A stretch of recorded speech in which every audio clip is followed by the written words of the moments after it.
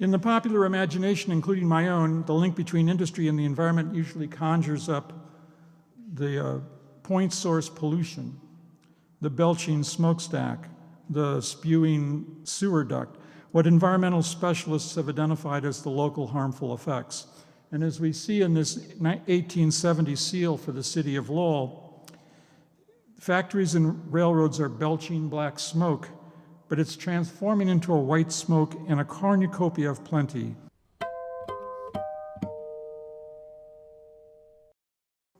Well, hello and welcome.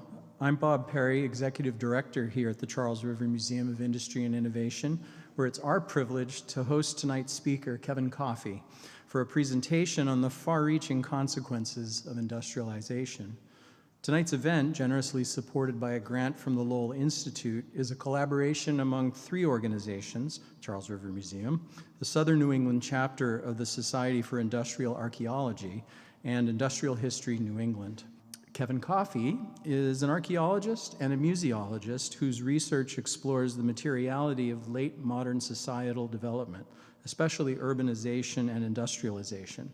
From 2018 into 2023, he was the Chief Interpretation and Education Officer at Lowell National Historical Park in Lowell, Massachusetts.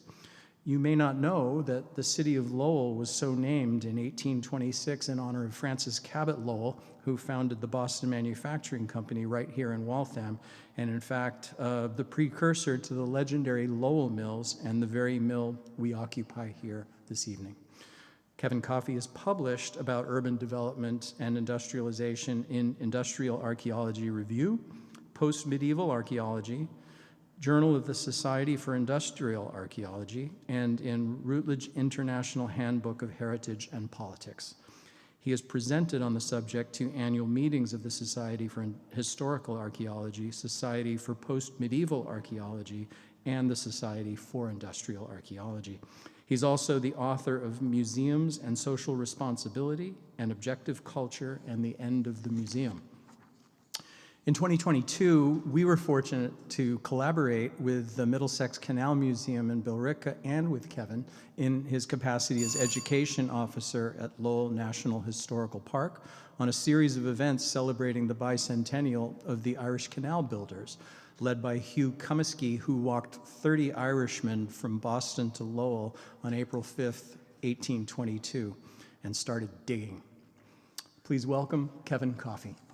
I want to thank the Charles River Museum for Industry and Innovation for inviting me, and the Southern New England chapter of the Society for Industrial Archaeology for facilitating this invitation. As the title of my talk suggests, I want to pull on some threads, no pun intended, of early industrialization in New England, and especially the activity of the cotton textile sector, to explore the unintended effects and effects at a distance, what some economists refer to as externalities, the many factors that are not directly accounted for in the immediate production and circulation of commodities. So I propose that we take a look at the impact that early industrialization had on natural resource extraction and consider some of the societal impacts of those extractive processes. I'm coming at this with the toolkit of historical archaeology, and so my investigation centers on the materiality of these processes. Unfortunately, time's not going to permit an extensive examination, but I hope to provoke a shared consideration of the topic. Because these are complex problems, I'm not going to propose specific actions in response or things to do differently, but what I hope to convey is the systemic nature of those events and effects that cannot be resolved except through collectively determined societal change. And I do hope that one outcome of my talk is a nuanced understanding and resolve by each of us to be part of that change. In the popular imagination, including my own, the link between industry and the environment usually conjures up the point source pollution, the belching smokestack, the spewing sewer duct, what environmental specialists have identified as the local harmful effects. And as we see in this 1870 seal for the city of Lowell, factories and railroads are belching black smoke, but it's transforming into a white smoke and a cornucopia of plenty. The seal inscription proclaims that art, by which they mean the industrial arts, produces social benefit is a typical sentiment advertised by industrial capital. I threw this in here just for levity, but this is a screen grab of an advertisement that was aired in TV in the 1950s, and the two actors are dancing, slow dancing and singing about the merits of GE fluorescent lamps. And let's just go on. So point source pollution is also an example of the materiality of environmental impacts by industry. This satellite image shows a section of the Pawtucket Canal in Lowell, and the arrow that I've put there is pointing at a containment boom that's floating on the surface like a necklace along the north side of the canal. What that boom is installed to contain are chemicals running off of this now vacant site immediately north of the canal.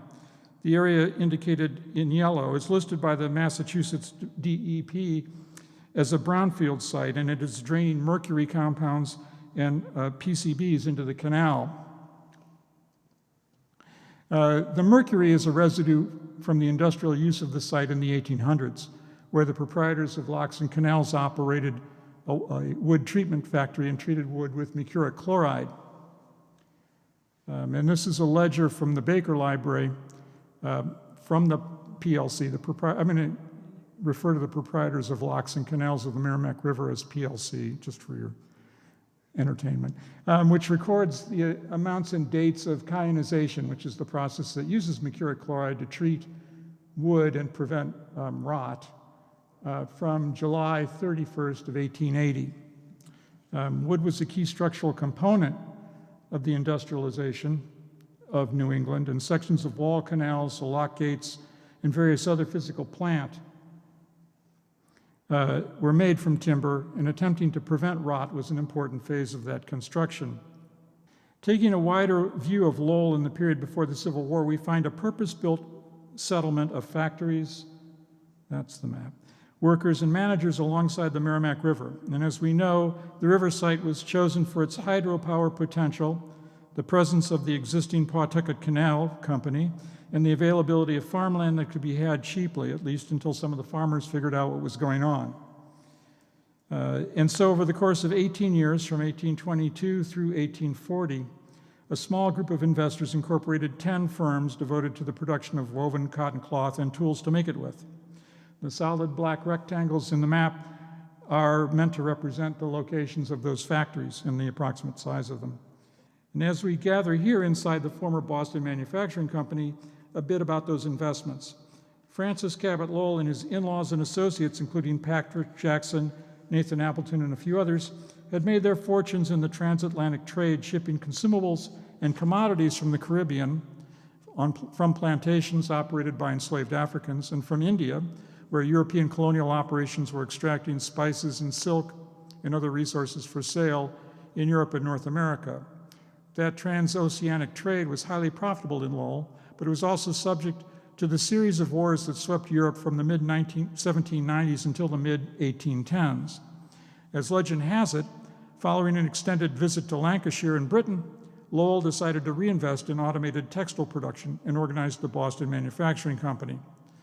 That venture was so profitable that Lowell and his co-investors decided to expand, and Jackson is largely credited for finding the farmland in East Chelmsford, and efforts soon commenced to purchase the proprietors of locks and canals of the Merrimack River, buy up farmland on which to build, and to incorporate the Merrimack Manufacturing Company.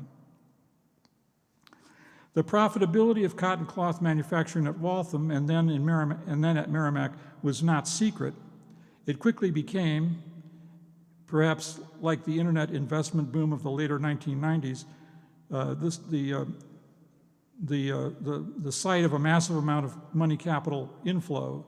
In New England, mill towns were created and reorganized throughout the region wherever water power was available, and following the manufacturing systems created in Lowell and Waltham, and specifically by some of the same investors and with the same machine shop and the proprietors of locks and canals as a design contractor. So Manchester, Nashua, Dover, Chicopee, Lawrence, Holyoke, and Saco, Maine, and dozens of other sites in New England became centers of cloth manufacturing.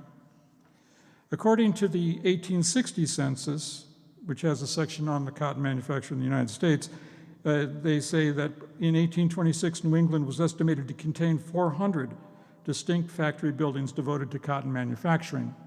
And we do know that 194 mill companies were incorporated in Massachusetts between 1825 and 1845. So that's a massive influx of capital, investment, and plant being devoted to cotton textile manufacturing. Between 1823 and 1845, cotton cultivation in Southern American plantations increased 460% and became the main source of cotton on the world market, with output increasing from 386,000 bales in 1823 to over 1.8 million in 1845. By 1841, Lowell was the site of 35 factories built along an extensive canal system equipped with 6,300 looms and 204,000 spindles, operated by 8,800 workers who transformed 61,000 bales of cotton that year into 75 million yards of cloth for the global market. So at the beginning of the textile industrialization of New England, there were many experiments in technologies, but not very many engineers. Well-off young men studied in Europe, such as Kirk Boot, who attended Sandhurst, the military academy in Britain, for a year before being commissioned as a junior officer, and he fought in the Napoleonic Wars, including the War of 1812, on the other side. Others gained experience and knowledge working on the Erie Canal and similar projects. The first engineering programs in the U.S. were at West Point in 1817 and then at Rensselaer a few years later in 1825. So the specialists who designed machinery and buildings for the textile industry learned experimentally on the job and by applying what they knew from other fields of production to the problems of machinery and machine building.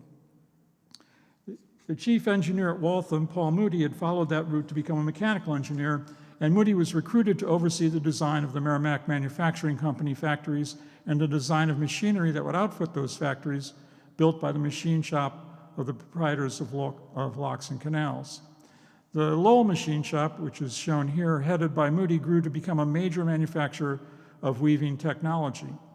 It also became a major design-build firm for textile factory construction in Lowell and elsewhere, including in the Carolinas.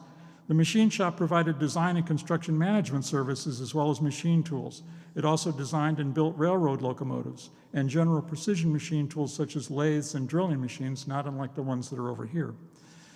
However, the dominant position of the Lowell machine shop did not encourage innovation, and its machine designs changed very slightly over the course of the 19th century, which is possibly why Draper was able to emerge as a leading loom manufacturer later on. The dominant position of the machine shop and its parent PLC Corporation during the 30s and 40s resulted in a consistent approach to the design and equipment of cotton mills in New England, designs that were duplicated many times over in hundreds of factories. And the reason I'm beating on this point is to suggest that if we understand the resource allocations for a typical mill in Lowell, we can extrapolate from that the resource impact across those 197 other corporations.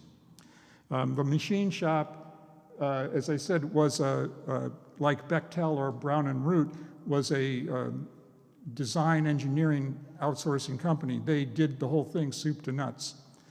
The first factory buildings, such as Boot Factory number 2, which I've highlighted here, measure 45 by 140 feet, and of course was daylighted with large sash windows, and the machinery was aligned along with the window walls. Later additions and new buildings followed that moduli of the machinery and structural designs that would support the significant weight of the cast iron. The typical factory building design is seen in the still-standing Boot Cotton Mills complex. This historical architecture and engineering record drawing, which was done in '86, I believe, shows the section through mill number 2, the first 5 floors of which were built in 1835. And as noted on the drawing, the top floor was added in the 1860s, as were the wood-framed stair towers. But in fact, many of the Lowell factories would be constructed, expanded, and destroyed by fire and mechanical stress several times over between their initial construction and the end of the century. So this is the site of the Merrimack Manufacturing Company. There's the site of the Lawrence Manufacturing Company. There's the site of Suffolk Mills and Tremont Mills.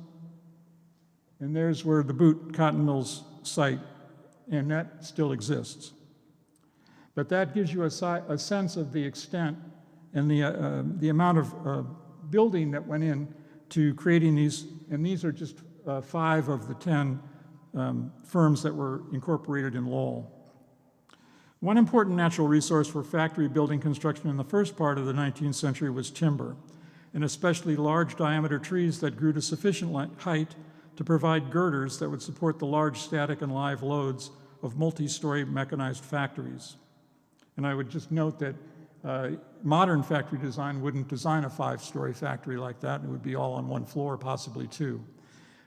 In New England, the timber resource closest at hand was white pine, the same tree that the British Crown had reserved for its own use for making masts for its naval vessels. And that was a contention before 1776. In the 1810s and 1820s, there were still large tracts of old-growth white pine throughout New Hampshire and Maine, and those were logged to provide the timber needed for construction, including Lowell's new factories. All of the factories built before the 1880s in Lowell used massive pine girders to support every floor and roof, such as the beams in Butte Cotton Mills buildings 1 through 4, which measure approximately 13 by 13 inches by 22 feet long and are placed 8 feet on center to create the bays of the building. The beams are supported down the center with a row of cast iron columns, and they're supported at each end in the massive brick walls. Some of the smaller administrative buildings employed slightly narrower girders, such as this 10.5-inch wide timber in the Suffolk Mills counting house. The girders were spanned by sub-floorboards that were approximately 3 inches thick and sawn from white pine and eastern red cedar. The structural timber used in a single factory was therefore significant. Considering just the number 6 factory at the Butte Cotton Mills, the total amount of wood used for the building shell, girders, subfloor, surface floor, and window casements measures about 411,000 board feet, which is approximately 450 trees. The sub-floorboards were largely made of longleaf southern yellow pine, which was shipped up from the southeastern United States. The cost advantage of longleaf pine is twofold. It was mainly harvested by enslaved woodcutters and thus available at a price advantage. And secondly, but no less importantly, it's very hard. It's harder than several species of maple and more than twice as hard as white pine, which makes it a durable floor surface. In the Butte mills, you'll still see yellow pine flooring. The tremendous amount of lumber required to build factory buildings is indicated in this ledger entry, which is for 20 to 30,000 feet of white pine logs that was placed in 1840, March 24th, by the PLC. Lumber was required for a variety of uses besides factory construction, including machinery of all types, and this ledger shows orders totaling 150,000 board feet of various species, again, within a couple of months. Using the original factory dimensions as our mean and assuming northern white pine and eastern cedar as the primary materials, the amount of forest required for structural lumber in the 35 Lowell factories built prior to 1840 was on the order of 25 square miles, which I've indicated with that little yellow square. And if we extrapolate the average to include all of the textile factories built in Massachusetts, the need was about 625 square miles of forest, which is about 2/3 the size of Rhode Island. The ubiquitous building material in factory design is, as we all know, red brick, sourced from brickyards in the region that would ship finished brick from northeastern Massachusetts or southern New Hampshire. All the factory buildings in Lowell are built of brick, on top of granite block footings that are set onto the bedrock, which is close to the surface, as we see when the Merrimack River is low. All of the brick used by the PLC to build Lowell factories are of the same dimensions, and as you can see in this detail photo from Butte Mill number 6, the clay is not of uniform density, demonstrating that the bricks were not machine-made. While brickmaking was being mechanized in America from the 1830s until the 90s, the vast majority of bricks in the U.S. were manually formed and locally produced. And according to James Garvin, who published in IA in a essay in the 90s, 3 major areas of New Hampshire emerged as major brick-making sites: near Keene and the Connecticut River, at Pembroke and Hooksett near the Merrimack River, and along the coastal plain between Portsmouth and Exeter, with annual production of millions of bricks from each of these regions. And I will say, there was a notable exception being the Hubble Brickyard in Boston, which had a steam-powered extruder, but as that image from the boot shows, those bricks were not being bought for the mills in Lowell. Apart from a few highly mechanized producers, rates of production for brick, extracting the clay, forcing it into molds, drying and firing, were not high. A well-functioning manual operation might produce between 10,000 and 20,000 finished bricks in a month. This copybook records an order placed by the PLC in 1830 for 1 million bricks. It proposed to receive 3 shipments, one in July, one in August, and one in September, and no doubt each of those shipments would have been sourced from multiple brickyards. So a tremendous amount of brick is required at Lowell. The first wave of building in the 1830s resulted in about 35 factory buildings at the 10 corporations. All of the structures were designed and built by the same PLC company, and the standing structures and the remnants confirm that design was uniform in terms of brickwork. Thus, we can make some close estimations about the number of bricks used. For example, in Boot Cotton Mills Factory number 6, which is the 5-story building in the center right of this screen, we've counted 571,000 bricks. And that's an estimate, of course. The bricks, which were laid in 1869 and 70, are of the same size as those ordered by the PLC 4 decades earlier in 1830. Brickyards require 2 environmental qualities: a deposit of workable clay and fresh water. So brickyards are typically situated near rivers or other freshwater sources. Throughout much of the 19th century in America, including New England, wetlands were considered waste area to be expended for farmland or for growth of cities. The amount of wetland required to produce brick for Lowell was extensive, and that extraction was replicated in scores of areas throughout the region.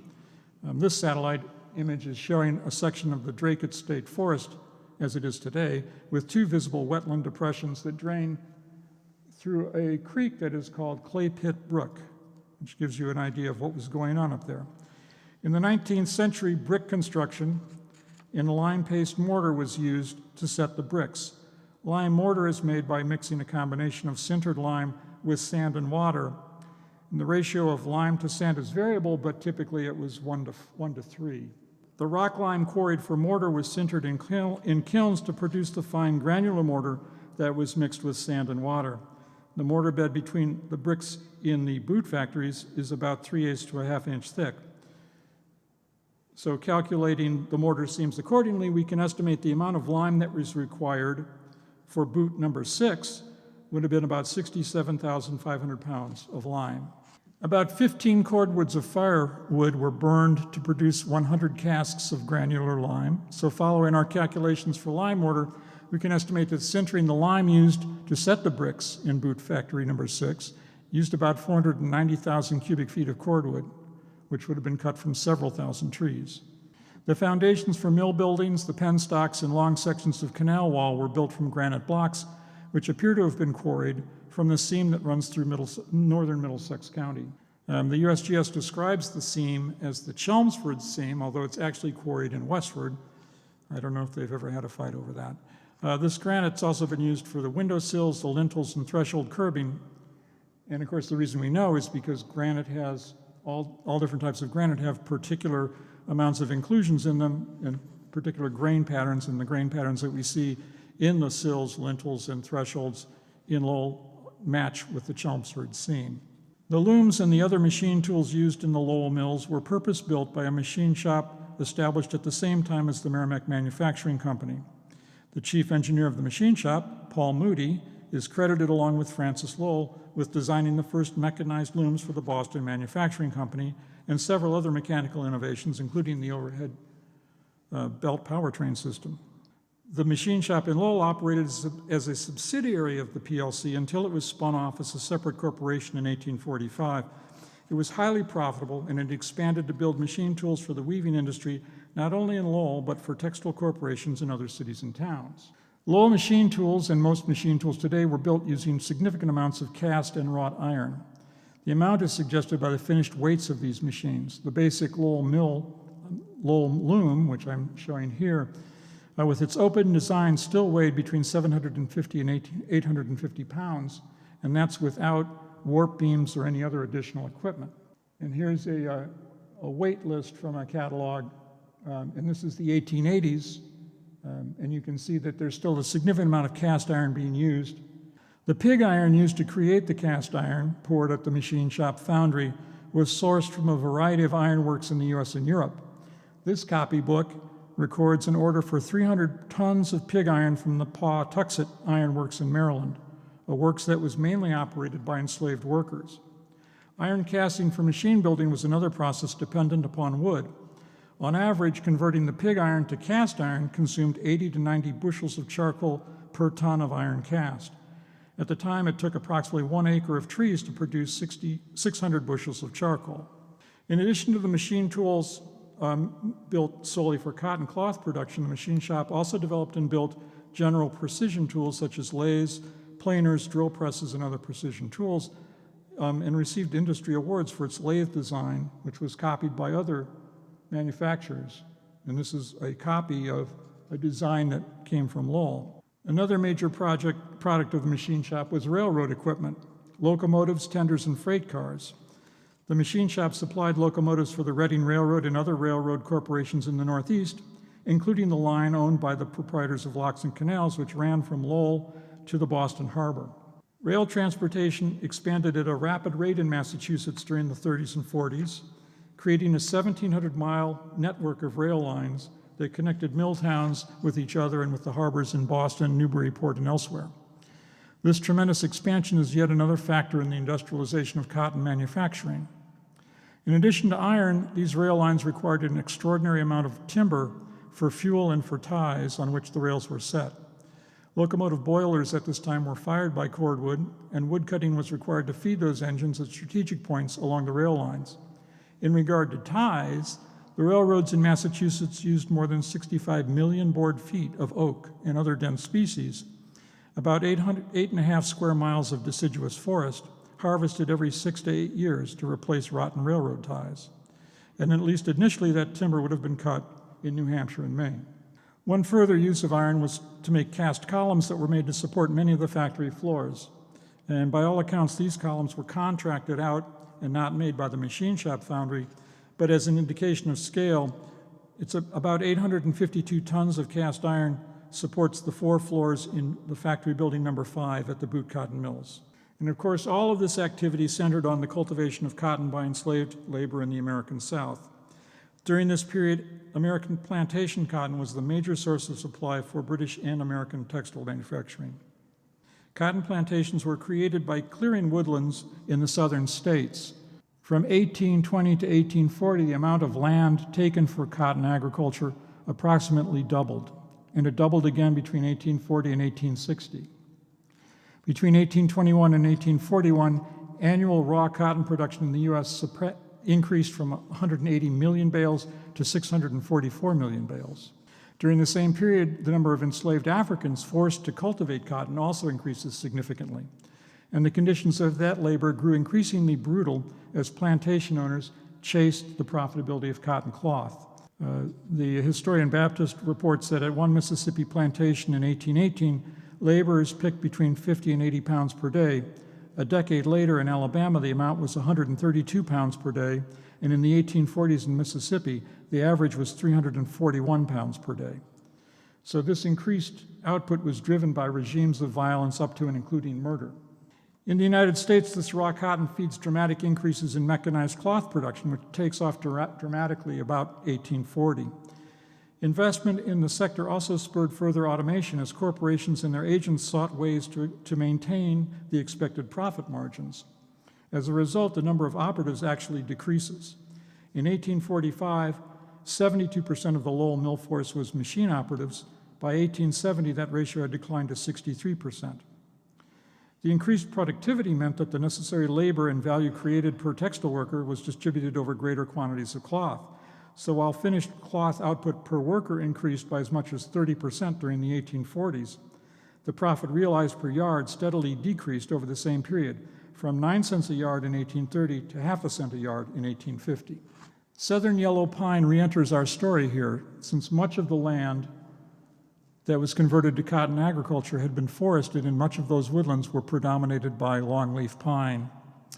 At the time of the initial encroachment by European settlers, there were an estimated 92 million acres of pine forest ranging from Georgia and the Carolinas through Mississippi and into Louisiana. By the 1920s, 3/4 of that land had been cut for wood products or cash crop agriculture. And at this point, we need to return to the Northeast and consider the effects, particularly deforestation and urbanization, on habitat and ecosystems.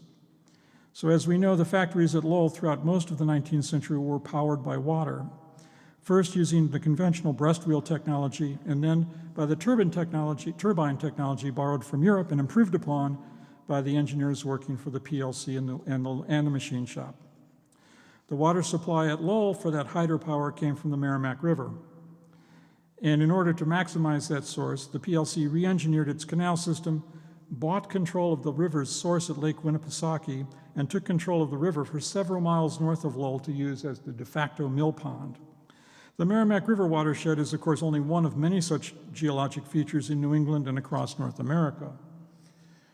All watersheds share common environmental features regarding how they contribute to the water cycle in the region. Chief among those factors is the vegetation that covers the watershed area. The changes in ground forms and elevation establishes ecotones that bridge habitats and enhance biological diversity. Temperate forest ecologies also affect how water is transpired into the atmosphere, how it's trapped in the soil and in the trees, and how weather systems form and behave. Precipitation, either as rain or snow, is directly related to the type and amount of vegetation in a watershed, and the absence or presence of tree cover, for example, determines how much of any precipitation moves through the watershed, including as runoffs into lakes, streams, and rivers. Vegetated ground is a biomass that contains a variety of nutrients, consumes carbon dioxide, produces oxygen, and provides habitat and food for a range of invertebrate and vertebrate animals, mammals, amphibians, fish, insects, etc. And so as the forest is destroyed, so are the organismal biologic processes of the trees and the lower story plants, and so are the animal plant communities that comprise habitats and ecosystems. Deforestation alters soil nutrient balances, conditioning runoff and defining the type of regrowth that may eventually occur when the tree cutting stops. The runoff also alters stream eutrophication, turbidity, water pH, and other conditions, which then impact riparian ecologies further downstream. As more forest is cleared, the albedo effect on that area is also affected. Snowpack stays longer, reflecting rather than absorbing solar energy, and this in turn contributes to greater runoff when the air temperature rises and melts the snowpack. Coniferous forest is about 1/100th as reflective as snow cover. Deforestation in 19th century New England peaked in the late 1870s. Forests had been significantly reduced across the region, but as this graph shows, deforestation was most pronounced in areas that were developed as cities and towns, such as the Worcester Plateau and the Connecticut River Valley. As the chart also shows, some of those areas revegetated after that low point, with the exception of the Boston metro area. In a 1964 study, USGS scientists cataloged documentary evidence that they could find of flood events during the 19th century in New England. The number of flood events peaked in the 1850s and 1860s, coincident with the loss of forest. Subsequent flood events were certainly severe, though, including along the Merrimack at Lowell as recorded by the PLC. Unaware or perhaps unfazed by the ecological and climatic damage being wrought by manufacturing, the PLC was aware of the threat that such flooding presented to its capital assets, and they made some efforts to try and protect those assets. The mythical guard locks and gates at the head of the Pawtucket Canal is one well-known example. You can see 1852 marked in the stone on the right, and 1936 marked on the clapboard up above. Those are high water marks for two notable floods. But civil engineering is not a very effective offset to human-induced environmental change. And as is shown here, this is the center of Lowell during the 1936 flood, and you can see that mill buildings, the lower locks, and the downtown center, that's the Memorial Auditorium up at the center left, are all flooded. But as I say, civil engineering is not a very effective offset to the human-induced change or remedy for asymmetrical social relations, which is another conclusion that I hope this talk has informed. Those are some references, and I thank you very much.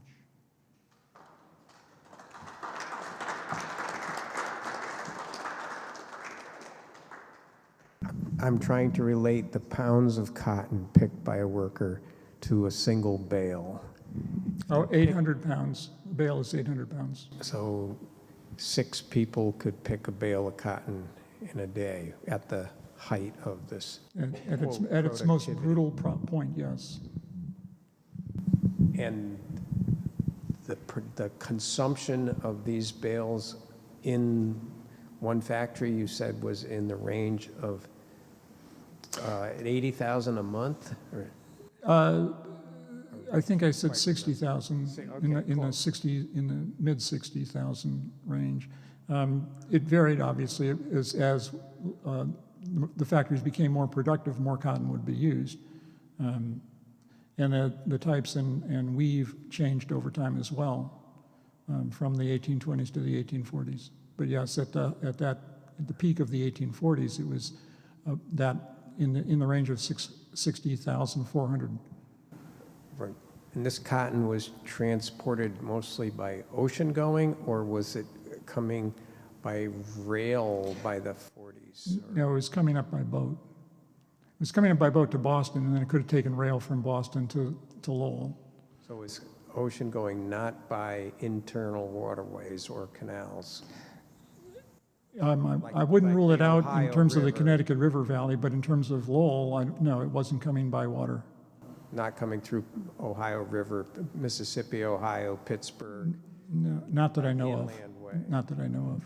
I would defer to the historians who've done much more work on that question than me.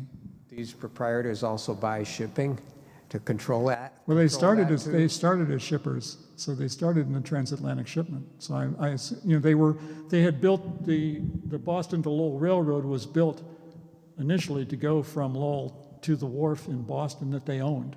So they were still shipping this out. So they were marketing it wherever the market took them. Hi, what about like the wool industry? How does that compete, or did it compete with the cotton industry in the U.S.? That's beyond my ken. I don't know what the state of wool manufacturing was. I know that there was a wool mill in Lowell in the 40s. I don't know what, I've not looked into it, so I can't answer your question. And then the amount of wood that was consumed, I think in the beginning of your speech you said that it was treated. Was all the wood treated, or just certain types? Wood that was used outdoors would have been treated to resist fungus. And they used mercuric chloride in a process that's known as kyanization. And in that slide I showed that site is on a Cayenne Street, it sort of tips it off. But that was to prevent rot on timber that would have been used like for lock gates or lining the sides of canals or other kinds of exterior applications. The wood that was used structurally in the factories wouldn't have been treated with mercuric chloride. Okay. And my last question is that those industries that were required for the building materials of the mills, did they exist at that time, or did they spawn due to the need for those materials? Which materials? Like brick and Yeah, as I said, mortar. they would have been sourcing those from, well, Did those industries already exist, I guess? Brick making was ongoing at that time, yes. People have been making bricks since, I don't know, 1000 BCE. Typically, what was going on in the 19th century and the 18th century is that, first off, people were not building factories that needed 1 million bricks. They were using brick for other things, primarily chimneys, not even the whole building, but just the chimney. The rest of the house would have been framed. And they were either making the bricks themselves or, it was a cooperative effort with their neighbors, and they were, mining this clay from a deposit that was very nearby. And then they would make the bricks, form them by hand, using molds probably, and then dry them and fire them in basically a self-built kiln structure, where basically you build the bricks into a big beehive kind of thing, and you fire it with cordwood inside. He had a question in there. Just a factoid, our understanding here is that this was the first of the brick textile mills here at the Boston Manufacturing Company. And these are such huge buildings that it must have really juiced demand for brick once the textile industry launched into high gear. Well, as I said, brick making was not heavily mechanized in the United States until the 1890s. But there was a mechanized brickyard in Boston run by a fellow named Hubble, and he used steam power to extrude bricks. And so he was cranking out a large quantity of brick, but I'm guessing that most of them were used in the immediate area of Boston. But you can tell by taking a look at the brick whether it's machine extruded or whether it's hand pressed. In the example that I showed earlier from the boot, it's quite clear that that was hand pressed. I'll take a look at your bricks though. Yes, sir. A couple questions. One of them is, did it ever evolve to the point where the cotton was being transported north by rail? And the second question is, why didn't these factories get built down south? It seems like they had a lot of the same natural resources required to build a factory, and it would be closer to the source. Mm-hmm. Well, I haven't done research to answer those specific questions. My general knowledge of it would say this. The rail network in Massachusetts was very advanced compared to the rest of the United States. So there wasn't an extensive rail network that went through the entire East Coast, for example. And the companies that were formed in building railroads, were also, there were quite a few of them. Even in Massachusetts, you're looking at a half a dozen different rail companies that tried, as with cotton manufacturing, it attracted a lot of capital in, and there were a lot of people trying their hand at it, and then a lot of them failed and got absorbed by some other railroad company. But as far as I know, there was no rail line that would have allowed you to take cotton from raw cotton bales from, say, the Carolinas and get them up to Massachusetts in an economical way. It would have been a lot less expensive to put it on a boat. You could ship a lot more. We're talking about very primitive rail cars in the 1840s, so the amount of weight that they could carry would be very limited. And also, just generally, the infrastructure didn't exist. And what was the other question? The other one was, why didn't they build these factories down south, closer to the source? Well, in fact, some factories were built in the Carolinas. The proprietors of locks and canals did outsource technology and expertise to build factories in the Carolinas. I think that they probably ran into the problem that they ran into in Lowell, which is where the people who are going to operate these factories. So recruiting the workers for Lowell was the most important aspect of the whole thing. And in the South, you had a population that was largely enslaved, which wouldn't lend itself generally to industrial production because the kind of duress that you would need to use would get in the way of the industrial production, It's true that enslaved Africans were used in a lot of industry. Like I said, ironworks, tree cutting, other kinds of applications. But those were smaller numbers of people being forced to do that kind of work. And compared to the work that they had left on the plantation, it probably seemed a lot less severe. But I think that generally there wasn't the labor force available to set up large-scale manufacturing in, say, the Carolinas or Georgia. Thank you. There may be somebody in the room who knows the answer to this question, but would also the kind of the launch of the explosive growth of the textile industry have started here in New England because of water power? Because it wasn't until the 1830s that steam power was harnessed for factory use. And I think we had greater elevation, bigger, more powerful rivers here in New England than they did in the South.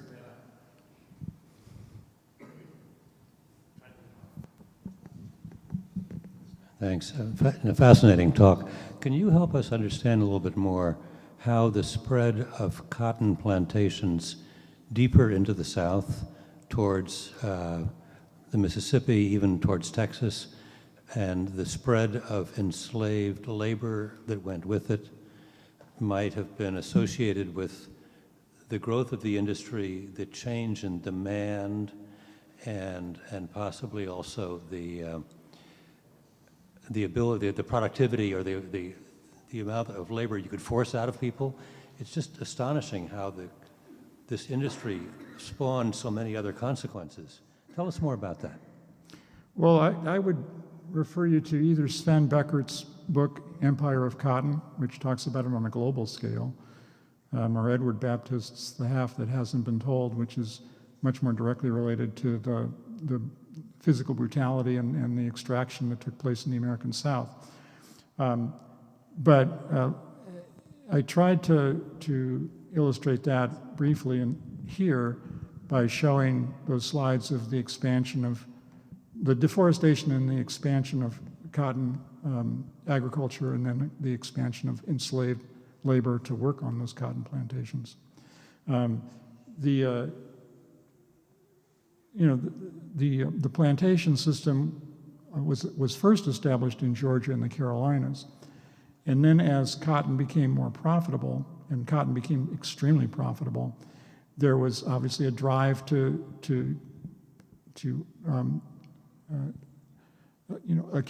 dispossess that kind of profit.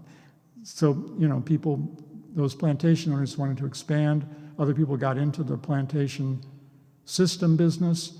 And so plantations moved into Alabama and Mississippi, and then further into Texas. And in fact, the Texas annexation from Mexico was about expanding slave labor and agricultural production in cotton. It wasn't about anything other than that. And in fact, the people who died at the Alamo were all slavers. So it puts the Disney film in a different cast. But yeah, I mean, that was, as I said, I thought the increase in profitability, or the idea that it was very profitable, and then of course the reality that it was profitable, but it then had to continue to expand lest it become unprofitable, drove an uptick in cotton production in the South. And Baptist provided those numbers which I cited of 60 pounds in a shift at this point, and then 180 in a shift in this other point, and then like 300 in a shift at this last point in Mississippi. So that's, per person, a tremendous amount of work, and the repercussions for not meeting your quota, it's words can't describe the kind of brutality that people were subjected to. But Baptist's book, The Half That Has Not Been Told, has oral histories in it from people that were recorded earlier in the 20th century, when people were, before former slaves died, explaining what life was like on those plantations, and it was, extremely brutal and murderous. I don't know if everyone saw that film that Tarantino made a few years ago, Django Unchained, but there's a scene in there where a slave, a recalcitrant slave, has been treed,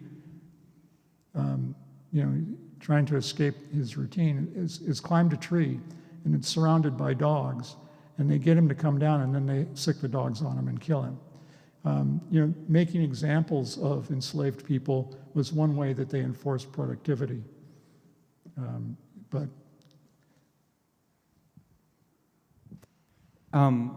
I'm just trying to reckon with the sheer volume of deforestation.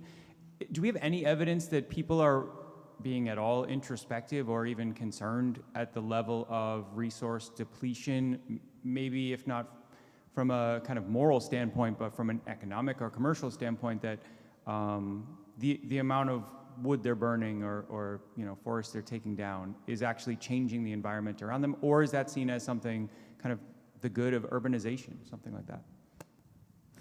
Well, I don't think I'm qualified to speak to that, but certainly there's has been an increased interest in those kinds of effects at a distance and unintended consequences, especially since the 1960s or so, and considering things like air quality and water quality and all of the impacts that is. And of course, there are federal agencies, and having worked for one, that and $2.50 get you on the tee, that are charged with monitoring and maintaining some sort of control over those kinds of resources, and many of them are concentrated in the Interior Department. So USGS, for example, does monitor water use, and Fish and Wildlife does monitor aquatic habitat and those kinds of things. That does go on, and I know from my own experience that there are good people trying to do that kind of work. They're under-resourced and understaffed, and they are again in a federal agency that's off here to the side. There's no obviously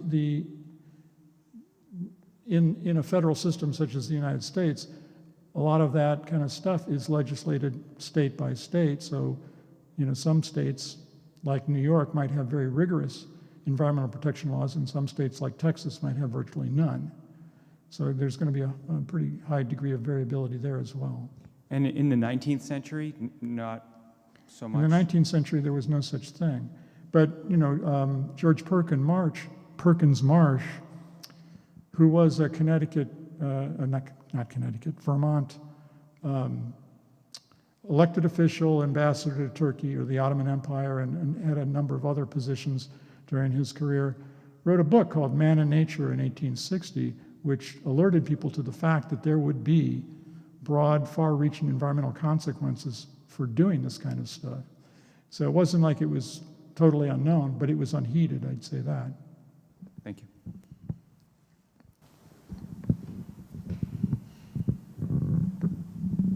Can you describe more about the demand for this cloth?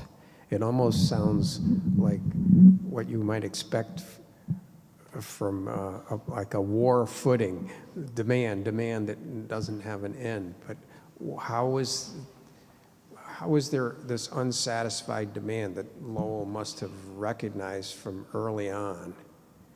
Are we moving entirely from homespun cloth to availability of manufactured cloth for the whole population of Europe? There's not that many people in the US to consume all these millions of yards of cloth. So where did it all go? Well, actually, the cotton cloth production in the United States was minor compared to the cotton cloth production in Britain. And most of the cotton that was being grown in the southern United States went overseas. So it went over to Liverpool, which, parenthetically explains the interest that was expressed by some in Britain for the Confederate side of the war, because they wanted their cotton. They didn't want that to be interrupted. But the cotton cloth that was again, the technology evolved over the course of decades.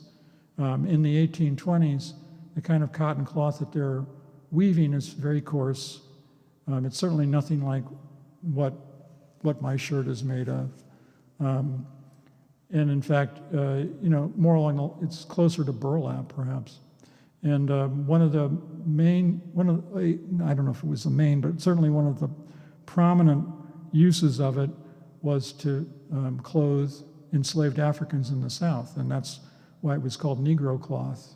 But it was a very coarse weave, almost like burlap. And then there were other industrial uses for it. It's better than homespun, so people are making use of it. And then as demand grows and as competition increases, and manufacturers are trying to create a niche for their market, different weaves and different patterns and that kind of thing come about. The Merrimack Manufacturing Company evolved into a very large complex that included, dye works and print works and all sorts of things in terms of providing different types of cotton cloth for the market. But yeah, I think I don't happen to know what the retail value would have ended up being of all of that cloth, or whether it all found a market in the United States, or whether some of it found a market in the United States and some of it was shipped overseas, or how that all went. I've just not done that kind of research. When did the cotton manufacturing, I'll say, peak in New England, and what caused its demise? Where did the manufacturing go as it faded from New England? Well, it went to the South. So it went to the Carolinas and Georgia. It went to become closer to the raw material, but that happened in the early 20th century. That didn't happen in the 19th century. So you could say it peaked in Lowell right before World War I, and then it went downhill precipitously thereafter. The mills in the South had been built since the 1840s, but it became much more intense in and around the First World War. And Lowell's demise as a textile center maps that. So the last mill was closed in the 1950s, but most of them were gone by the 1920s. Was there a point at which the steam, powered probably by burning wood or maybe by coal, took over and made the water power much less relevant? I'm sure the water was still used as a pollution dispersant, but was there a point at which everything kind of shifted to smokestack? Well, I think the attraction of steam was that you could count on a year-round operation, and you didn't have to worry about canals freezing and that kind of thing. There was a fair amount of engineering that went into trying to devise ways to keep canals from freezing. So the canal that feeds the Lawrence and runs past the Suffolk and Tremont mills was actually covered over with a brick shed as an effort to try and keep it from freezing. The steam power was used early on, but it wasn't used for locomotion. It was used to control the humidity in the factory so that the cotton wasn't too tight and didn't dry out, that kind of thing. So the initial ways that they tried to control that was by pumping mists in from the canals, which were, as you say, basically sewer discharged channels. So they were pumping in and misting into the factory water that they had sucked out of the canal that was full of feces and other things, chemicals. And so the mill operatives were having to breathe this stuff throughout their 13-hour shift. But after, I think in the 40s or so, some of the corporations started introducing steam engines so that they could generate steam for that purpose. Doesn't mean that they were using clean water, but they were heating it that way.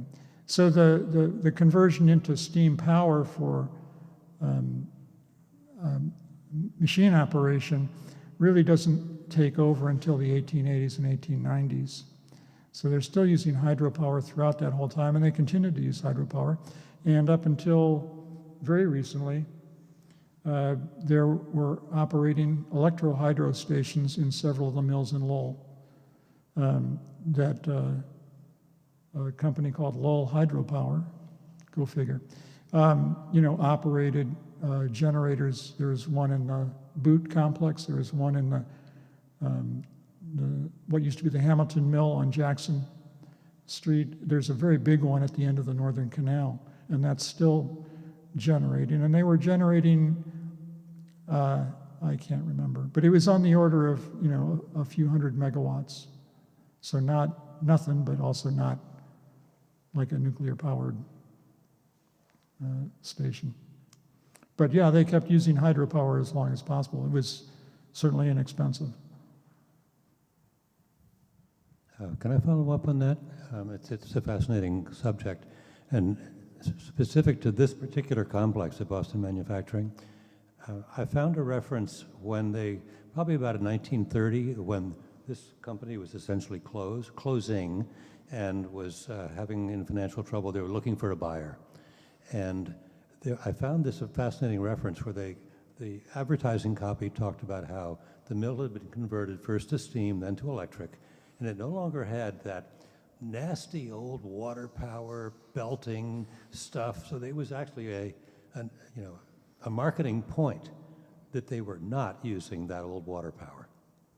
Just to kind of maybe backtrack just a little bit on your question earlier about where the textiles were going and what they were being used for, if I can kind of, my educated kind of guess would be, it's not just clothes that these were going for. It's not just, there were things like tapestries, but this was also times of war as well. These were going to clothe soldiers as well. These were going for linens and cottons for the medical field, for bandages and burlap sacks. So it was going all over the place, if I had to kind of guess.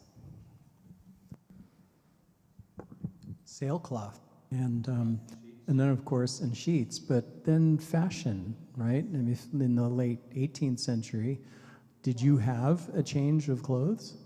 How many shirts do you have in your closet today?